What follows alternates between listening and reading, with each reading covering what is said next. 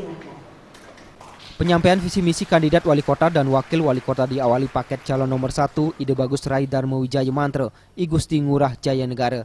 Mengusung visi misi Denpasar kreatif, berwawasan budaya dalam keseimbangan menuju keharmonisan. Paket Darmo Negara ini menyatakan siap kembali mengabdi untuk Denpasar. Selanjutnya penyampaian visi misi dilakukan paket gerhana, I Ketut Resmi Yase Ide Bagus Batu Agung Antara. Pasangan ini ingin menjadikan Denpasar kota budaya dan berkarakter menuju era globalisasi. Melalui salah satu misinya, merubah status desa menjadi desa adat, khusus untuk kelurahan atau desa tunggal dan desa adat tunggal. Pasangan ini ke depan akan memaksimalkan berbagai aspek pembangunan di kota Denpasar.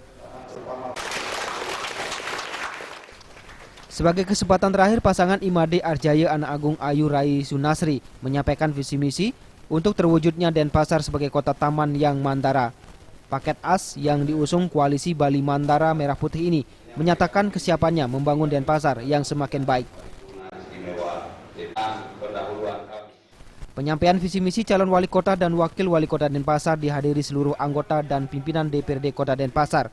Hanya satu orang anggota DPRD saja yang tidak hadir dengan keterangan. Sutejo dan Ari Wiratmaja, Bali TV.